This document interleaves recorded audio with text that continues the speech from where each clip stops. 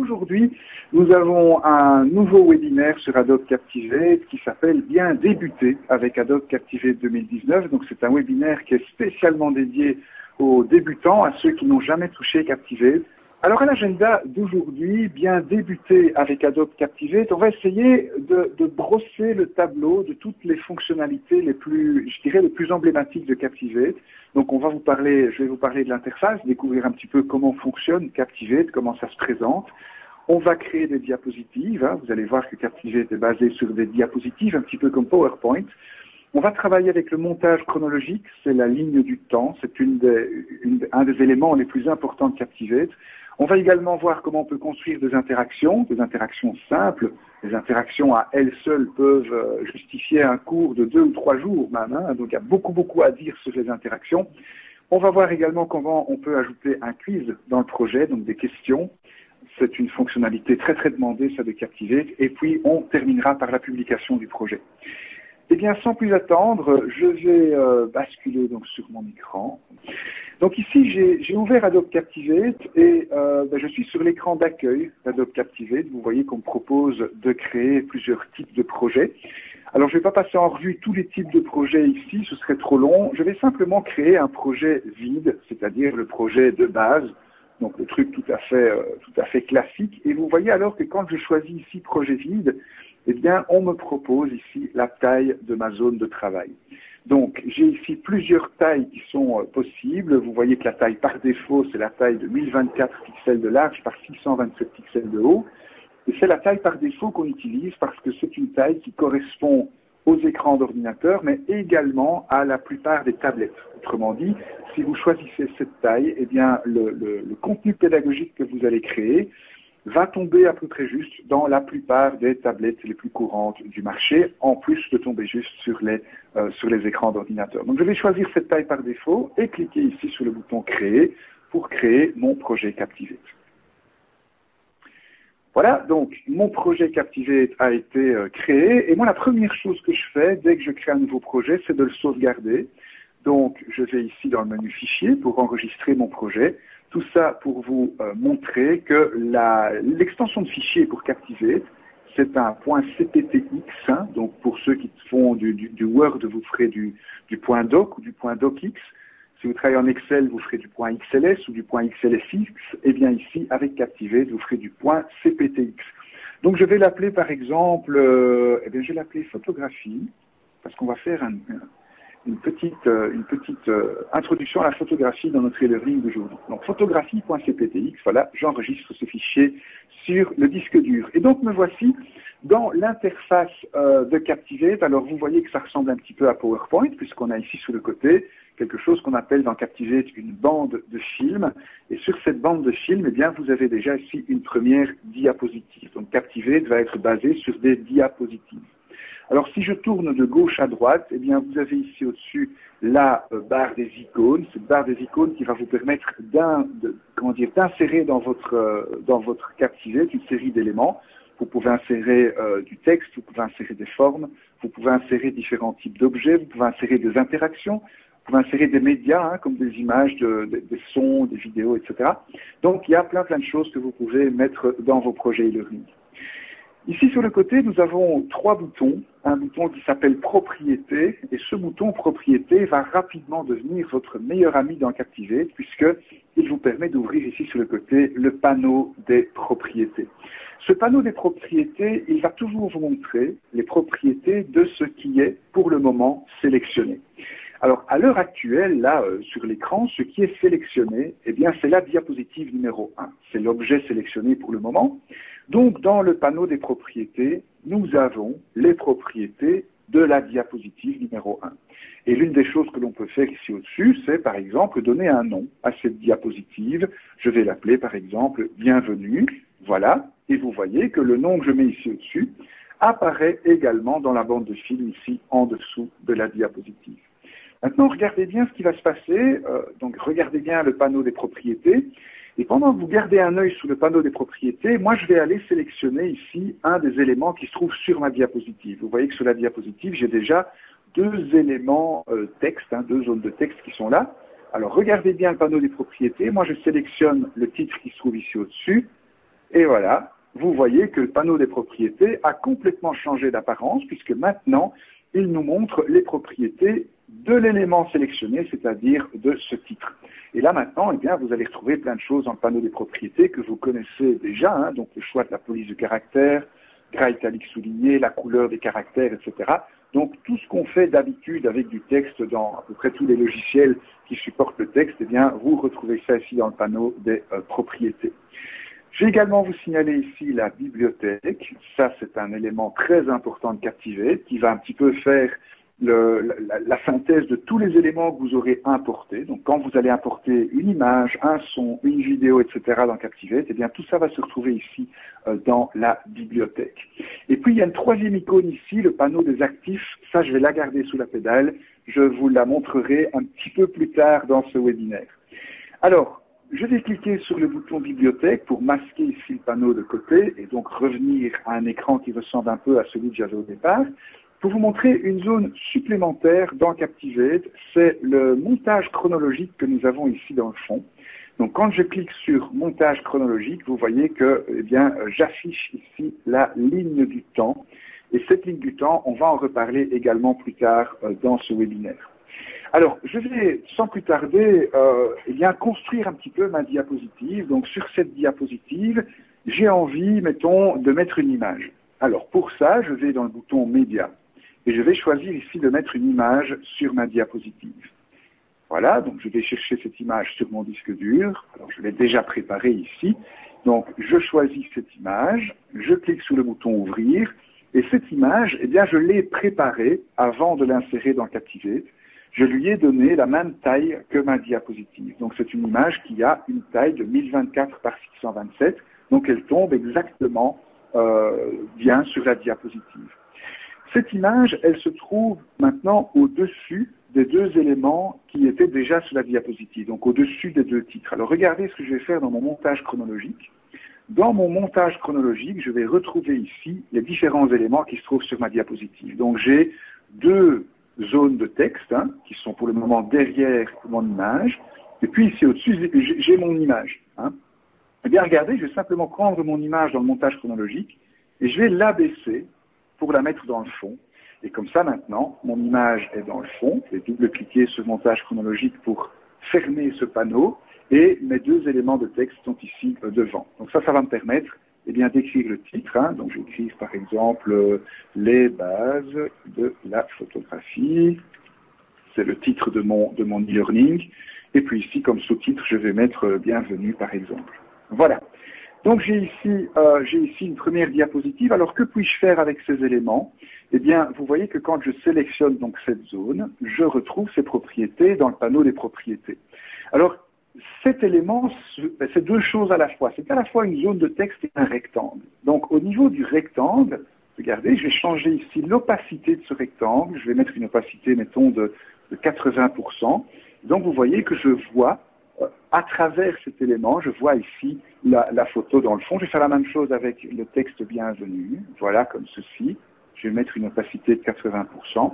Et puis, je vais un petit peu modifier la disposition de ces éléments sur ma diapo. Voilà, comme ceci, pour en faire quelque chose que je juge joli. Maintenant, joli ou moche, ça c'est une question de goût et de point de vue finalement.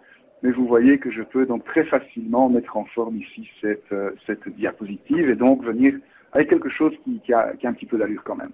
Donc voilà ma première diapositive, ma diapositive de titre. Alors j'aimerais bien que quand on regarde cette première diapositive, on voit d'abord le studio photo qui est vide et puis j'aimerais que mes deux textes apparaissent un petit peu plus tard. Alors pour ça, je vais aller au niveau de mon montage chronologique. Et vous voyez que ma diapositive, eh bien, elle va durer 3 secondes par défaut. Je vais augmenter un petit peu ceci. J'ai envie que ma diapositive dure 4 secondes. J'ai envie que l'image qui se trouve dans le fond de ma diapositive dure 4 secondes également.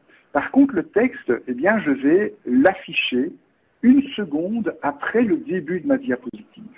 Et ce texte, j'ai envie qu'il apparaisse dans un petit effet de fondu. Donc, je vais me rendre ici dans mon panneau des durées. Et je vais mettre un petit fondu en ouverture, donc un fondu en entrée uniquement ici, sur mes deux textes. Voilà le premier et voilà le deuxième. Voilà, je l'ai vu en entrée. Hop. Ah ben voilà, c'est déjà fait pour les deux. Super. Donc, si vous voulez voir ce que ça donne, eh bien, vous allez cliquer sur le bouton aperçu qui se trouve ici. Et je vais faire un aperçu dans mon navigateur. Et donc, vous allez voir ici que cette diapositive, eh bien, quand je vais lancer le projet, il n'y aura que la photo, et puis les deux textes vont arriver une seconde plus tard. Regardez, je vais cliquer ici sur mon bouton, voilà la photo, et mes deux textes arrivent une seconde plus tard dans un petit effet de fondu. Voilà, alors ça c'est ma première diapositive, je vais maintenant créer une deuxième diapositive, et cette deuxième diapositive, eh bien, je vais m'en servir pour montrer les objectifs de mon e-learning aux personnes qui suivent le cours. Alors, je pourrais commencer cette deuxième diapositive à partir de rien, hein, un petit peu comme je l'ai fait sur cette première diapositive, mais j'ai ici un panneau qui est le panneau des actifs. Et dans le panneau des actifs, eh bien, Adobe me donne une série d'éléments qui vont me permettre de bien commencer, de démarrer avec Captivate. Notamment ici, vous allez trouver des projets et des diapositives toutes faites. Alors, vous avez ici des filtres, hein. Donc moi j'ai envie d'une diapositive d'objectifs, donc je vais cliquer sur ce filtre, et donc on va me proposer ici une série de diapositives d'objectifs qui ont été designés par des designers professionnels. À vous de choisir ici celle qui vous plaît le mieux. Moi je vais prendre celle-ci par exemple, je trouve qu'elle est assez chouette. Donc je sélectionne cette diapositive et je clique ici sur le bouton insérer une diapositive. Et donc Captivate va télécharger cette diapositive depuis, vous voyez, le magasin d'actifs. Alors n'ayez pas peur du mot magasin. C'est pas quelque chose qui est payant. Ça fait partie de votre licence Captivate. Donc tout ce qui se trouve dans le panneau des actifs, à peu près en tout cas tout ce qui se trouve dans le panneau des actifs, est disponible complètement gratuitement ici. Et donc voilà ici une diapositive avec les objectifs de mon cours qui a été donc qui est apparu. Et vous voyez que le design de cette diapositive est déjà ici bien en place.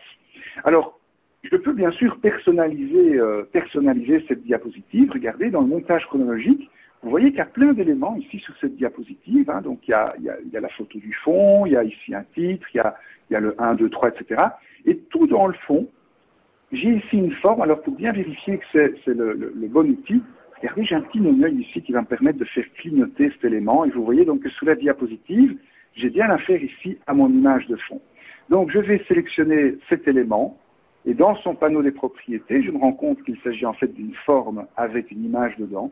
Eh bien je vais cliquer ici sur ce bouton remplissage et je vais aller chercher une autre image.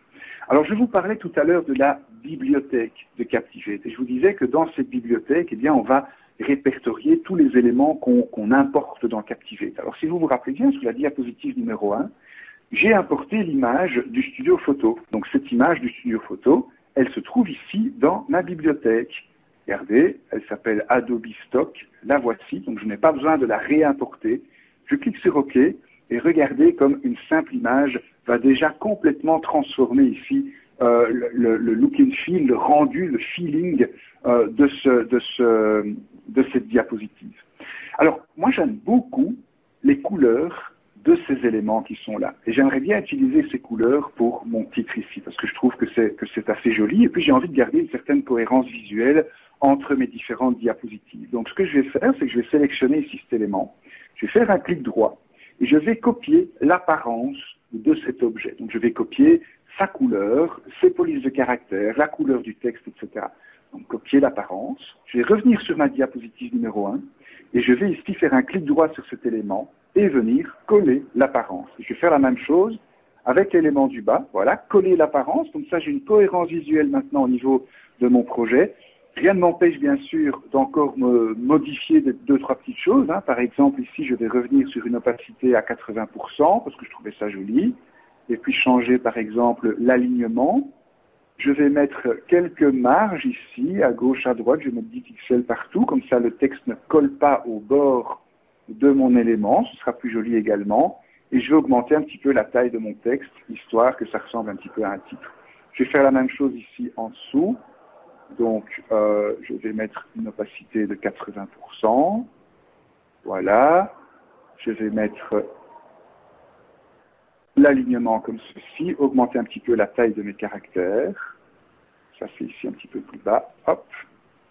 Et voilà, donc vous pouvez agencer vos éléments eh bien, un petit peu comme vous le souhaitez. Voilà, donc j'ai ici cette deuxième diapositive. Donc je vais ici mettre les objectifs de la formation. Objectifs de la formation. Et vous voyez que, comme j'ai une image qui est un petit peu plus sombre que l'image originale, je ne sais pas lire le texte, donc je vais devoir changer la couleur. Alors, au niveau des couleurs, regardez, j'ai ici une liste déroulante qui s'appelle thème. Et au niveau des thèmes, eh bien, j'ai plusieurs thèmes qui sont ici disponibles. J'ai surtout un bouton qui s'appelle propriété du thème. Voilà. Et ici, je vais pouvoir choisir un jeu de couleurs. Donc, je vais choisir ici des couleurs. Ce que je peux également faire, c'est modifier les couleurs existantes. Vous voyez que j'ai ici la possibilité de créer mon propre jeu de couleurs. Alors, j'aurais peut-être dû faire ça au tout début d'ailleurs de ma démo. C'est quelque chose que l'on fait d'habitude au tout début. Mais je vous montre ceci parce que, regardez, je vais quand même choisir un jeu de couleurs, choisir quelque chose qui correspond à peu près à ce que j'avais au départ. Alors, on va choisir ceci par exemple. Voilà. Et donc, je vais cliquer sur enregistrer, appliquer. Et ça va me permettre eh bien, d'avoir un jeu de couleurs cohérent. Vous voyez que ça a changé les couleurs partout dans ma présentation. Et donc, ici au-dessus, je vais sélectionner mon titre, changer la couleur du texte et regardez, j'ai ici plusieurs façons d'aller chercher des couleurs. Et la première icône qui est là, eh bien, va me lister en fait les couleurs de mon thème. Donc, quand je vais rester ici dans cette première icône, eh bien, ça va me forcer finalement à toujours utiliser les mêmes couleurs et à rester cohérent dans mon utilisation des couleurs. Je vais choisir quelque chose de très clair, et quoi de plus clair que du blanc. Voilà, et donc ici, vous avez donc cette deuxième diapositive qui est présente. Alors, ce que j'aimerais également, c'est permettre aux personnes donc de regarder ici cette diapositive de bienvenue et de cliquer sur un bouton afin de pouvoir arriver sur la deuxième diapositive. Donc pour ça, je vais relever un petit peu ici ces deux éléments, donc je vais les placer un petit peu plus haut. Je vais venir dessiner une forme ici dans le fond de ma diapositive. Voilà, je lui donner la bonne taille. Et puis, je vais également lui donner une couleur. Voilà, donc je vais lui donner une couleur de remplissage. Alors je vais prendre la couleur, regardez avec ma petite pipette ici, je vais pouvoir prendre la couleur qui se trouve ici quelque part, voilà, et donc comme ça je vais avoir à peu près la même couleur. Et donc dans cette zone, eh bien je vais venir mettre un bouton. Donc ça c'est la force de Captivate, c'est que vous allez pouvoir créer des interactions. Donc dans le menu interaction que nous avons ici, l'élément interactif le plus basique, le plus simple qu'on puisse trouver dans Captivate, eh bien c'est le bouton. Donc je vais ici placer un bouton, voilà, qui va apparaître au milieu de ma diapositive. Le voici. Je vais placer mon bouton ici dans le fond de ma diapositive et vous avez vu que Captivate m'aide à placer ces éléments de manière adéquate puisque vous avez des petits guides verts qui apparaissent ici. Donc ici, ce petit guide vert horizontal eh bien, me permet de placer ce bouton exactement au milieu de cette zone. Alors dans ce bouton, j'ai envie de marquer « Continuer ». Voilà. Et puis, je veux que ce bouton soit un bouton transparent. Alors, il ne sera pas forcément complètement transparent, mais je vais lui donner une couleur de mon thème. Par exemple, ici, c'est couleur orange. Je vais également changer la couleur du texte qui se trouve à l'intérieur du bouton. Je vais mettre, par exemple, ici du blanc. Augmenter un petit peu la taille de ce bouton. Et donc, j'ai ici un joli bouton. Alors, pour que le bouton fasse exactement ce que je veux, j'ai encore deux choses que je dois modifier avec ce bouton. D'abord, au niveau du montage chronologique, vous voyez que j'ai ici une forme intelligente en plus. C'est quoi la forme intelligente en plus? Eh bien, c'est le rectangle que j'ai mis ici dans le fond. Cette forme intelligente, je vais la mettre là dans le fond, et j'ai envie qu'elle soit affichée pendant toute la durée de ma diapositive. Au niveau de mon bouton, eh bien, j'ai envie qu'il apparaisse sur ma diapositive, mettons 1 seconde et demie après le début. Ces deux-là, hop, je vais les ramener là au début. C'est-à-dire que pendant 1 seconde, je vais uniquement avoir l'image du studio avec la forme intelligente dans le fond. Puis, 1 seconde plus tard, je vais avoir mes deux titres qui vont apparaître. Et puis, une demi-seconde plus tard, je vais avoir mon bouton qui va apparaître ici. Remarquez au niveau du montage chronologique qu'au niveau du bouton, ici à 3 secondes, j'ai un symbole pause. Alors ce symbole pause, eh bien, il vous indique que le bouton, il a un super pouvoir par rapport aux autres éléments, c'est qu'il va arrêter la lecture du projet. Donc la tête de lecture, qui est ici l'élément rouge, eh bien, va rester bloquée ici par la pause du bouton. Et ça va permettre aux internautes eh bien, d'interagir avec le bouton. Et donc, que vais-je faire une fois que je vais cliquer sur ce bouton? Eh bien, pour le savoir, je vais cliquer sur ce bouton ici. Et dans le panneau des propriétés, j'ai une section qui s'appelle Action. Et là, eh bien, en cliquant sur un bouton, je peux faire plein de choses. Vous voyez qu'il y a plein d'actions possibles ici. Donc tout ça, ce sont des actions qui peuvent se passer quand vous cliquez sur le bouton. Vous voyez que la liste est assez longue. Donc il y a vraiment moyen de faire énormément de choses au niveau de l'interactivité dans Captivate. Moi, je vais commencer ici par quelque chose de tout simple. Je vais utiliser mon bouton pour aller à la diapositive suivante. Et donc, qu'est-ce que ça donne? Eh bien, je vais voir dans mon aperçu. Voilà. Donc, vous allez comprendre ici la première diapositive. Donc, je vais lancer la lecture. Voilà. Pendant une seconde, j'ai l'image, puis j'ai le texte, et puis j'ai mon bouton qui apparaît. Quelques instants plus tard, la lecture de mon projet est arrêtée. Vous voyez que la tête de lecture est finie. Est arrêtée, pardon. Elle ne progresse plus ici sur la barre de progression. Je clique sur mon bouton continuer et j'arrive sur la deuxième diapositive de mon cours où j'ai alors les objectifs de mon projet. Voilà. Je vais copier-coller mon bouton pour le placer ici sur la deuxième diapositive. Voilà. Je vais le placer ici dans le fond, par exemple. Et je vais, voilà, donc il fait exactement la même chose, donc il va arrêter la tête de lecture et il ira à la diapositive suivante.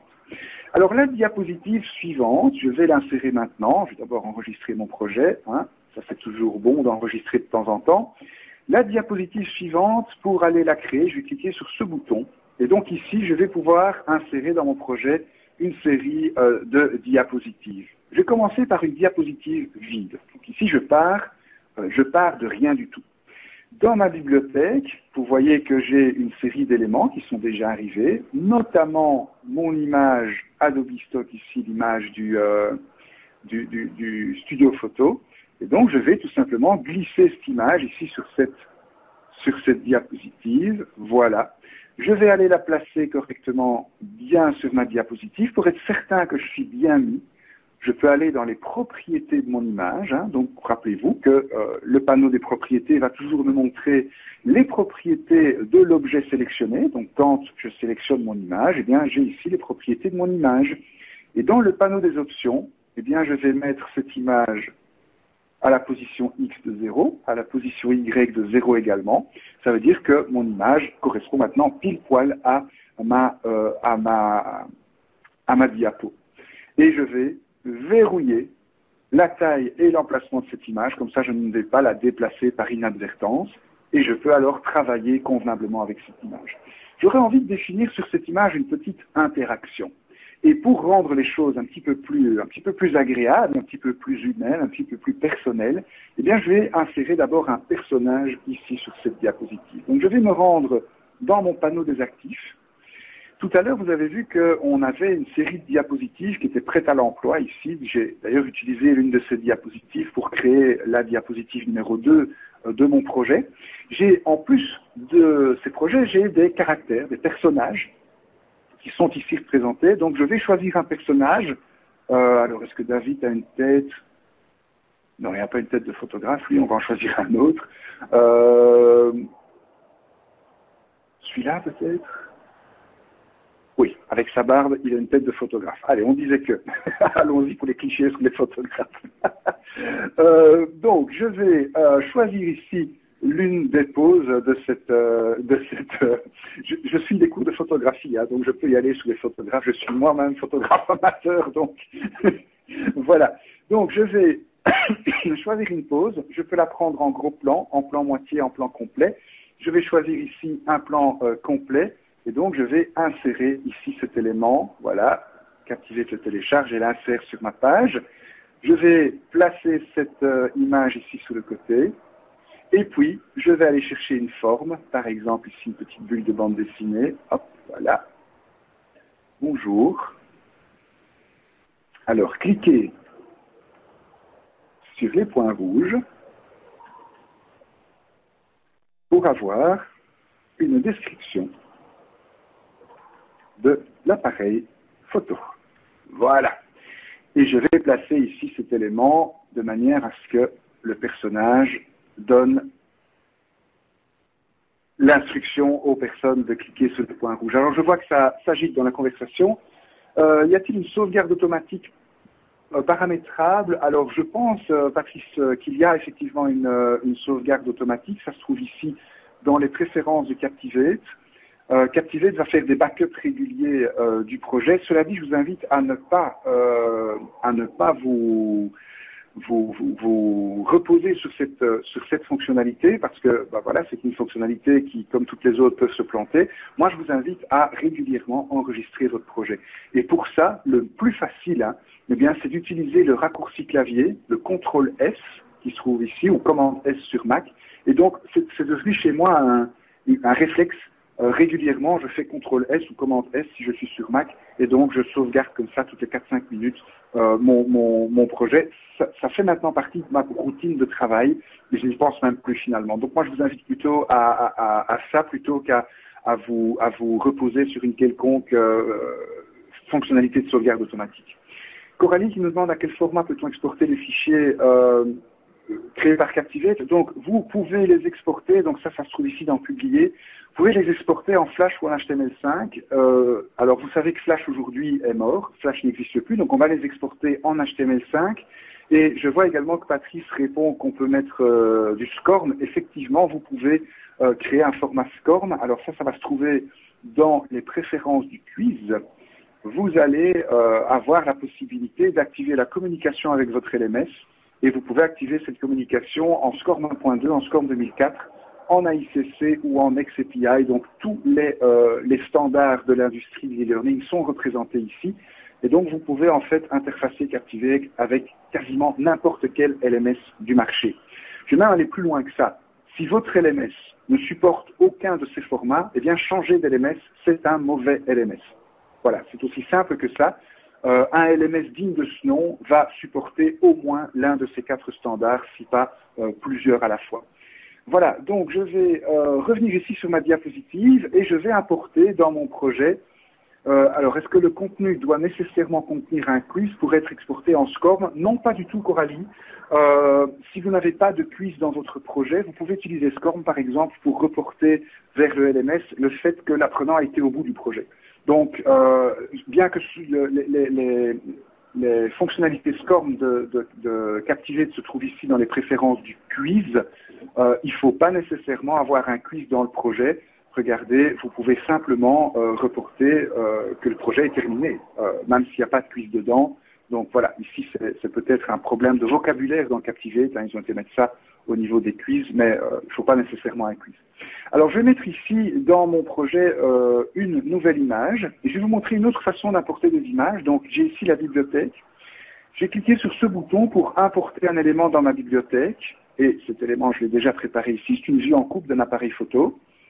Voilà, cet élément a été importé dans la bibliothèque, donc c'est vu en coupe, le voici, et maintenant je peux le glisser sur... Ah, là j'ai fait une petite erreur, je ne sais pas si vous avez vu ce que j'ai fait, mais j'ai en fait remplacé une image par une autre, c'est pas ce que je voulais faire. Donc, modifier, annuler, je vais prendre mon image, je vais la mettre ici sur le derrière, parce qu'en fait, pour vous montrer ce qui s'est passé, quand vous glissez une image sur une autre image, vous voyez qu'il y a une bordure bleue qui vient ici autour de l'image.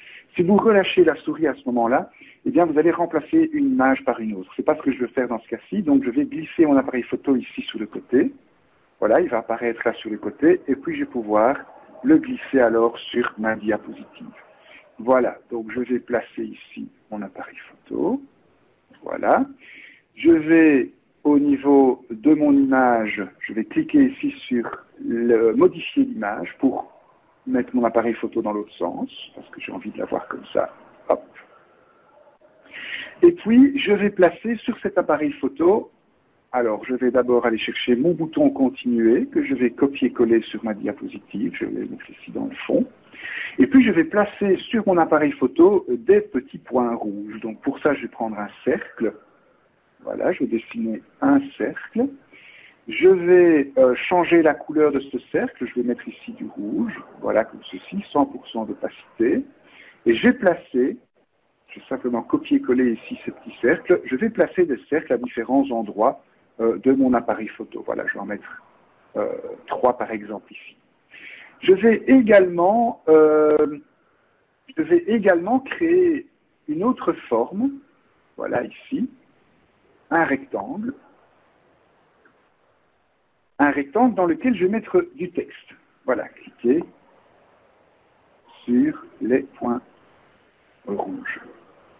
Alors, ce texte, cette forme, je vais lui donner un nom, ici au-dessus. Je vais l'appeler TXT pour texte photo ou appareil photo. Voilà. Et puis pour créer cette interaction, je vais créer ce qu'on appelle des états de cet objet. C'est-à-dire que je vais cliquer ici sur le bouton Vue de l'état quand mon objet est sélectionné. Voilà. Et je vais ajouter une série d'états. Donc je vais créer un nouvel état en cliquant sur ce bouton. Un nouvel état que je vais appeler objectif. Voilà. Et puis je vais mettre ici le texte que j'ai envie d'afficher quand on cliquera sur le bouton rouge qui se trouve au niveau de l'objectif de l'appareil photo. L'objectif vous permet de zoomer sur le sujet à photographier. Voilà, c'est pas tout à fait ça, mais pour l'exemple, ça suffira. Je vais mettre également un autre état que je vais appeler par exemple capteur. Voilà. Et je vais changer le texte. Le capteur est la zone sensible de votre appareil. Donc c'est lui qui est sensible à la lumière. Et puis l'état suivant, je vais l'appeler pentaprisme. C'est pour le petit rond rouge qui se trouve ici au-dessus. Voilà. Le pentaprisme vous permet de faire la visée. Voilà. Et donc, je crois que je n'ai pas fait de faute d'orthographe cette fois-ci. Donc, je vais ici cliquer sur le bouton quitter l'état et je vais maintenant mettre en place mon interaction.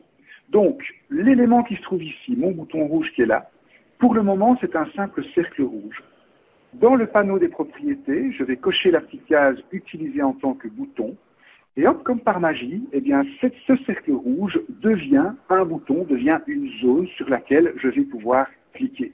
Et que vais-je faire avec ce bouton? Eh bien, par défaut, rappelez-vous que l'action d'un bouton, c'est d'aller à la diapositive suivante, mais cette fois-ci, je vais changer l'action. Quand je clique sur ce bouton, j'ai envie de modifier l'état de l'objet texte appareil photo, et j'ai envie d'aller vers l'état pentaprisme. Et je n'ai pas envie de relâcher la pause, donc je n'ai pas envie d'interagir avec la tête de lecture. Je vais faire la même chose sur les deux autres boutons. Donc ce cercle-ci, je vais le transformer en bouton. Voilà. Et l'action de ce bouton, eh bien, ce sera de modifier l'état du même objet, mais cette fois-ci, je vais aller vers l'état objectif. Et puis, le rond rouge qui se trouve ici, je vais l'utiliser en tant que bouton. Et l'action de ce bouton, ce sera de modifier l'état du bouton, voilà. Et cette fois-ci, j'irai vers l'état capteur. Voilà, comme ceci. On va tout de suite voir à quoi ça ressemble. Donc, je vais ici faire l'aperçu de mon projet. Voilà. Donc, la première diapositive n'a pas changé. Ma deuxième diapositive non plus, j'ai ici les objectifs de mon cours. Et ici, eh bien, j'ai mon interaction. Alors le bouton va de nouveau arrêter la tête de lecture et regardez, quand je vais cliquer sous les points rouges, eh bien, je vais avoir les informations à propos des différentes parties de mon appareil photo. Et donc voilà ici mon cours en e-learning qui est en route. Et vous avez ici la vraie force de Captivate qui est donc de vous permettre de créer de l'e-learning interactif. c'est-à-dire des choses, donc des cours avec lesquels l'apprenant interagit, donc avec des boutons notamment ici. Quand je clique sur continuer, j'irai alors à la diapositive suivante. Alors la diapositive suivante, parlons-en justement. Je vais par exemple copier-coller la diapositive de bienvenue, voilà, CTRL-C, CTRL-V. Je vais la placer ici à la fin de mon cours. Oups, je me suis trompé, c'est celle-là. Et donc ici, je vais l'appeler quiz intro. Voilà. Et maintenant, 3 petits points, le quiz, avec un Z. Voilà. Et donc ici, je pourrais mettre par exemple, ce que je vais faire, c'est que je vais retirer cet élément. Voilà, supprimer. Hop. Supprimer cet élément. Pourquoi il ne veut pas le supprimer? Clic droit, supprimer. Voilà, et augmenter la hauteur de celui-ci. Voilà. Ok, là on est bon. Alors, pour ajouter un quiz, donc je vais ici dans mon bouton pour ajouter des diapositives, et je vais ajouter des diapositives de questions. Et donc, dans Captivate, vous allez pouvoir ajouter différents types de questions, notamment des questions à choix multiples, des vrais-faux, des champs à compléter, des réponses courtes, des questions d'association, etc., etc. Alors, dans mon cas, je vais juste mettre, mettons une question à choix multiples et une question d'association. Ce sont des questions que les apprenants aiment bien d'habitude. Je peux choisir de mettre ici une question notée ou une question d'enquête. Alors, les questions d'enquête, c'est tout simplement des questions qui ne comptent pas pour des points. Donc vous allez demander votre opinion, leur opinion aux gens. Par exemple, une question à choix multiple d'enquête, ça pourrait être recommanderiez-vous ce cours à vos collègues? Et les différents choix du choix multiple, ce serait oui, super, ou bof, ou non, pas du tout. Et donc voilà, ça ce serait une question d'enquête, il n'y a pas de bonne ni de mauvaise réponse, mais dans mon cas, j'ai bien besoin ici de questions notées. Donc je vais ajouter 2 questions dans mon quiz, je clique sur OK. Et regardez ce qui va se passer. Captivate va ajouter ici 3 diapositives, ma question à choix multiple, ma question d'association et la diapositive des résultats du quiz. Alors, je vais me rendre ici au niveau de ma question à choix multiple et je vais taper ici la question. Voilà. Quel paramètre vous permet de modifier la profondeur de champ d'une photo. Voilà. Est-ce que quelqu'un connaît la réponse? Si vous connaissez la réponse, n'hésitez pas à me la dire dans la conversation. Donc, je vais ici dire la vitesse d'obturation. Deuxième proposition, la sensibilité. Voilà. Et en fait, la bonne réponse, je ne l'ai toujours pas vue dans la conversation, la bonne réponse, en fait, c'est l'ouverture. C'est l'ouverture qui permet de modifier la profondeur de champ. Alors, le problème, c'est que je n'ai pas écrit l'ouverture et j'ai plus de place, j'ai plus de possibilités. Donc, comme je suis sur une diapositive de quiz, eh bien, j'ai un panneau spécial qui est apparu ici sur le côté, le panneau des quiz. Et dans ce panneau, je vais dire, tiens, j'ai envie d'avoir 4 propositions plutôt que 2. Et donc, vous voyez que Captivate me propose ici me met 2 propositions supplémentaires. Et donc, je vais pouvoir taper ici, l'ouverture. Voilà. Et, par exemple, ici, la mise au point. Voilà. Et donc, c'est bien l'ouverture ici qui permet de modifier la profondeur de champ de ma photo. J'ai également la possibilité, regardez, de mettre du feedback, réponse correcte, réponse incorrecte. Alors, ces 2 textes par défaut se trouvent les uns au-dessus des autres et c'est pas grave puisque finalement on ne va en montrer que un ou l'autre en fonction de la réponse de la personne. Alors, regardons rapidement les propriétés qu'on a pour une diapositive de quiz. Vous voyez qu'on peut afficher ou pas les légendes correctes ou incorrectes, on peut afficher différents boutons. Et puis surtout ici, vous allez pouvoir décider de l'action à entreprendre si la personne répond correctement à la question ou si la personne ne répond pas bien. Vous voyez qu'ici, dans les 2 cas, je vais continuer, c'est-à-dire que dans les 2 cas, je vais passer à la question suivante. Mais vous pourriez décider, eh bien, si la personne répond bien, je passe à la question suivante. Si la personne ne répond pas bien, eh bien, je renvoie la personne vers une séquence de remédiation. Je vais faire afficher quelque chose, je vais mettre un message à l'écran, etc., etc. Donc, il y a plein de choses à faire ici. Au niveau de la question d'association, eh bien, que pourrait-on faire ici?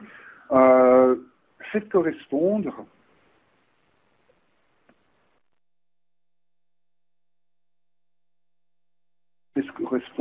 le paramètre d'exposition avec l'aspect de l'image qu'il modifie. Voilà. Et donc ici, je vais avoir dans la première colonne des paramètres d'exposition. Et ici, je vais mettre aspect de l'image. Voilà. Alors, premier paramètre d'exposition, ce sera la sensibilité. Voilà, s'il y a des photographes parmi nous, est-il possible en remédiation d'envoyer vers une vidéo explicative? Oui, tout à fait, Patrice. En fait, pas tout à fait vers une vidéo. Ce que vous allez faire, c'est que vous allez envoyer vers une autre diapositive et vous placerez une vidéo sur la diapositive en question. C'est comme ça que vous allez faire. Peut-être voulez-vous envoyer la personne sur YouTube, par exemple. Alors, c'est possible de le faire également, mais le problème, si vous envoyez quelqu'un sur YouTube, c'est de le faire revenir dans votre cours par après. Et donc, il est beaucoup plus facile de créer une diapositive et de mettre une vidéo dans la diapositive. Alors, je vais rapidement vous le montrer. Ici, donc dans Média Vidéo, vous pouvez mettre une diapositive et regardez, vous pouvez mettre une diapositive YouTube dans Captivate. Donc ici, vous pouvez copier-coller l'adresse d'une vidéo YouTube, mais qui va jouer dans le contexte de Captivate. Et donc, ça vous permettra, une fois que la vidéo sera finie, eh ben, de garder votre étudiant, c'est-à-dire de ne pas avoir de problème à le faire revenir dans votre cours. C'est toujours le même problème quand vous envoyez des étudiants à l'extérieur de l'objet d'apprentissage que vous faites, sur un autre site par exemple. Le problème, c'est de les récupérer après, de les faire revenir. Donc ici, voilà qui solutionne le problème.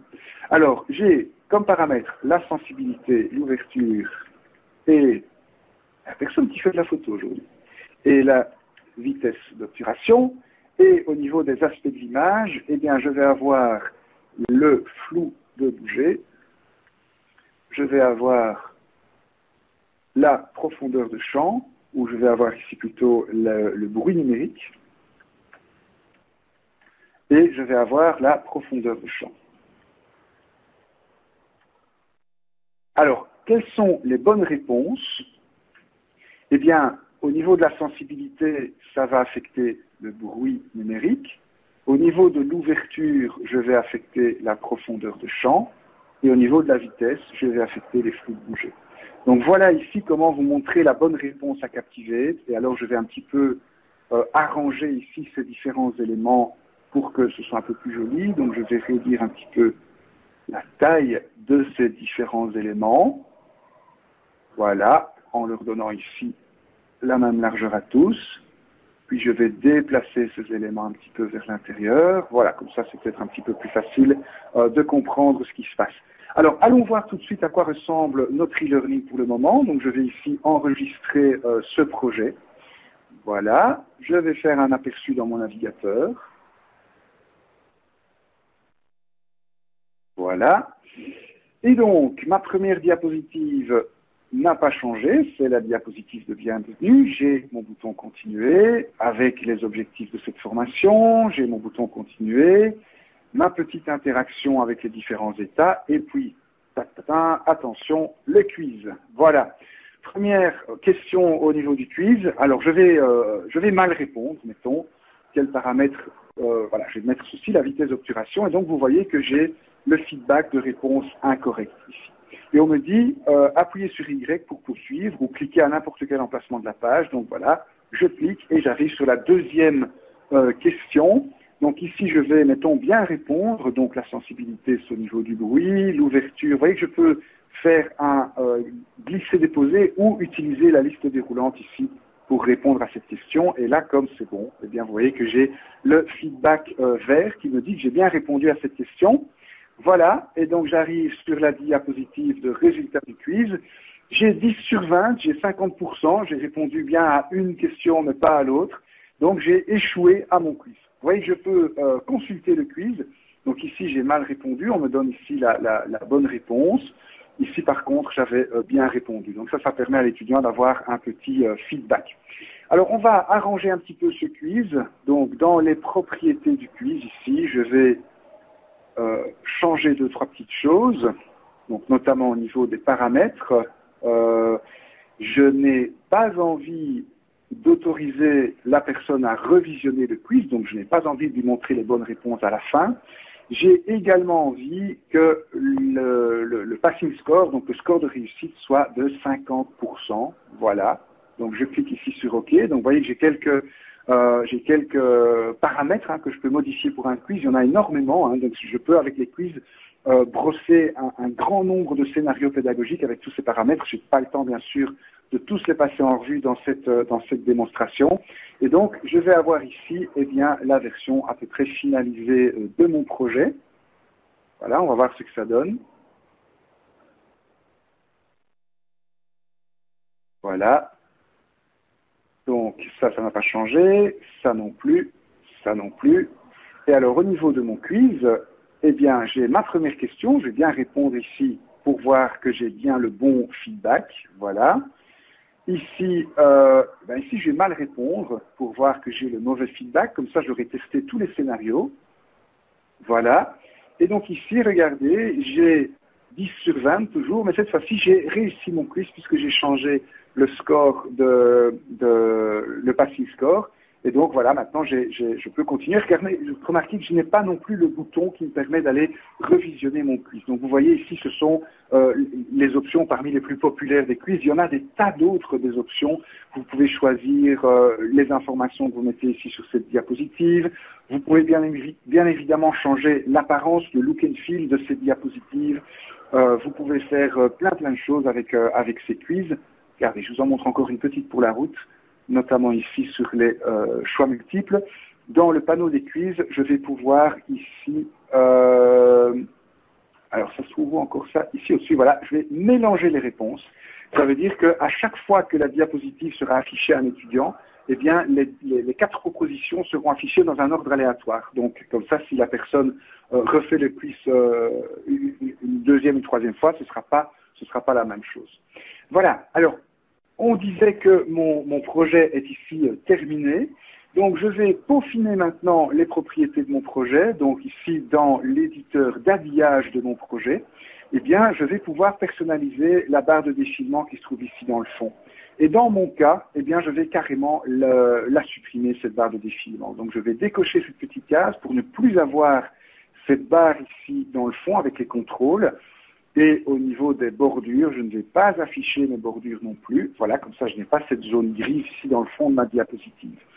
Et maintenant, dernière chose à faire pour que vous puissiez partager ce projet avec vos étudiants, il s'agira de publier ce projet. Donc, je vais cliquer ici sur le bouton « Publier ». Je vais publier sur mon ordinateur en HTML5, puisque le format Flash n'existe plus à l'heure actuelle.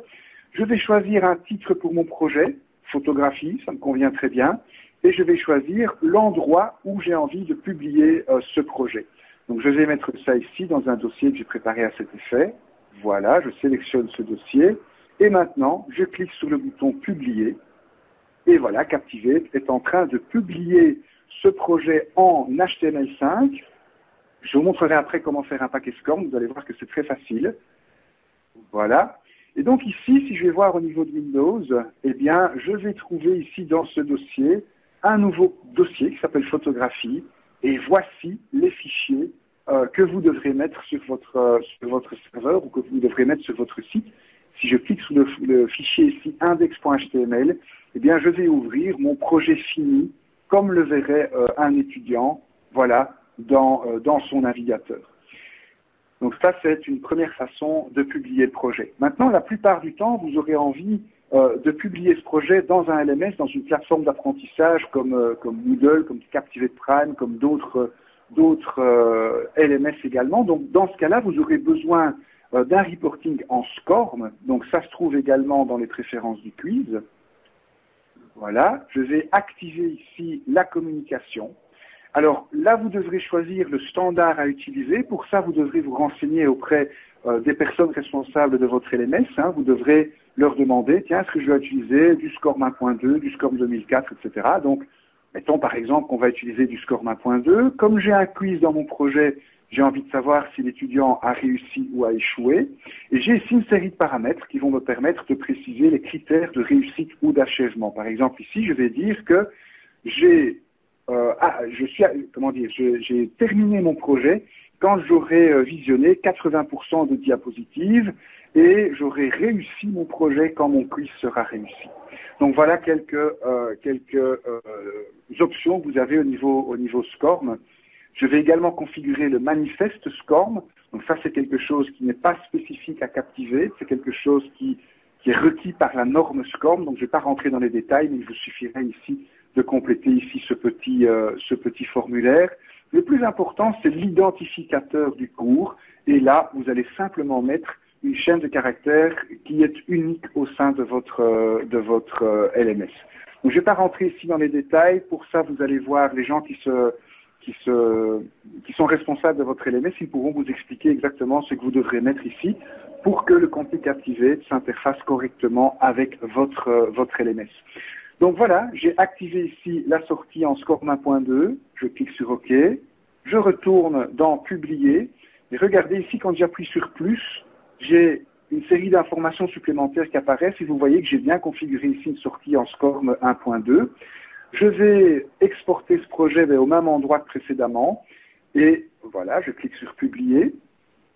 Et Captivate, de nouveau, est en train de publier une version de mon projet, mais cette fois-ci avec la communication SCORM qui est activée. Voilà. Et donc, une fois que Captivate a terminé son travail, eh bien, je vais revenir là où j'ai publié mon projet, donc dans mon dossier ici, et regardez, j'ai ici un fichier zip. C'est ce fichier zip qui est le paquet SCORM. Donc, c'est ceci que vous pouvez uploader sur votre plateforme. Et une plateforme compatible SCORM est censée être capable de réceptionner ici un fichier zip, de le dézipper et de déployer alors tous les fichiers. Si je vais voir ce qu'il y a à l'intérieur de ce fichier zip, vous allez reconnaître les mêmes fichiers que précédemment, avec 2-3 petites choses en plus, puisque vous avez ici eh bien, tous les fichiers qui font fonctionner le paquet SCORM. Et donc, pour pouvoir mettre ça en ligne, c'est en fait assez simple. Hein. Vous prenez simplement le fichier zip et vous le déposez sur votre plateforme. Et votre plateforme, si elle est compatible SCORM, est capable de faire le reste à votre place. C'est-à-dire de dézipper ce fichier et de déployer tous les fichiers comme il faut.